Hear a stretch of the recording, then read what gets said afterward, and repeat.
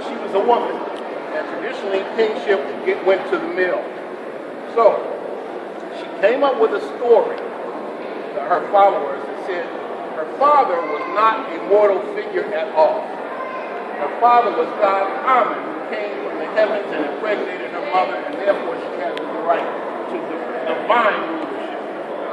And this lasted for about 20 years. A lot of people resented that, including her nephew, who when he got to a certain age, he said, it's my turn. And her attitude is, look, I'm running this thing, and I don't see any need to step aside. By the way, my father was running anyway, so I have an even greater right to rule than you. So there was a dynastic dispute.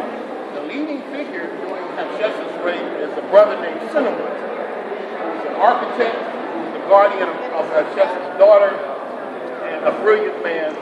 But somehow or another, he fell from faith. So at a certain point, Tutmosis III comes into power. So you have Tutmosis III, you have a man named Amenhotep II, who was a great athlete. He was a sprinter and a warrior, a mighty man. And then you have a man named Tutmosis IV. You see, Tutmosis IV, his great claim to fame was he was out hunting once when he was a prince, and he fell asleep between the paws of Hormaka, the great sphinx, and he had a dream. And the great sphinx, Hormaka, said, look, I'm covered with sand. And if you remove the sand from my body, I will make you king of Upper and Lower Egypt. And that's how he claimed to be the king. And his son's successor is this brother right here. This is Nebmare Amenhotep III. That's who it's identified with now. The same person whose two black statues we saw when we started the tour. This is a very, very powerful piece. You can see the nose is completely intact. African man, that. He's lost one of the ears. This is from one of the great temples in the south. He has been raised there in the form of a cobra. You can see the top part is broken off, and that's a rearing cobra.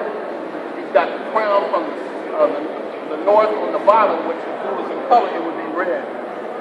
And the crown from the south on the top, if it was in color, it would be white. This is what I meant when I said polished pink granite.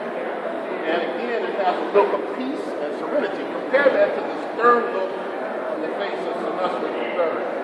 But this marks the pinnacle of Egypt. Egypt will never have this much power again. In fact, they had beat everybody else up.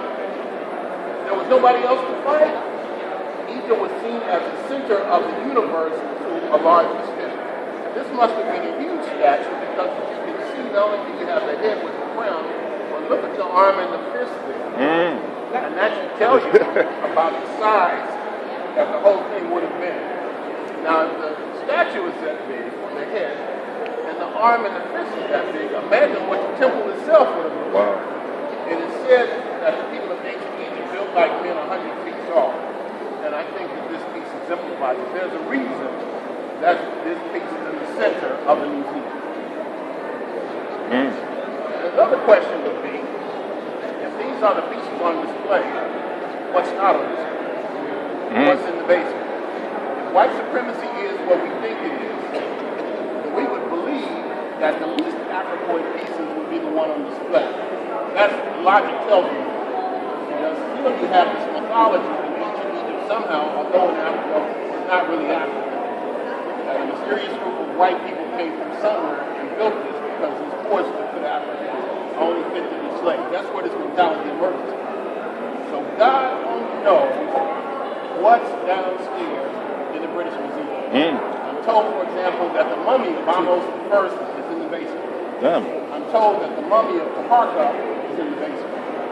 Now this is Amenhotep III, and this is probably Amenhotep III there too, although we're not sure. And that again is polished pink granite, and again that's the crown from the south, Upper Egypt. Upper Egypt was always dominant.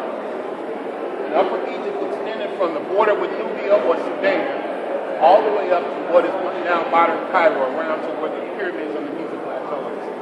Everybody with me so far? All right, let's go. Runoko, would he have had the long beard? It's knocked off the... Oh yeah, there's no doubt. You can see the beard is broken off. Yeah. Okay. Now over here on the right, you can see a figure from the 17th dynasty, a little known figure. And this is from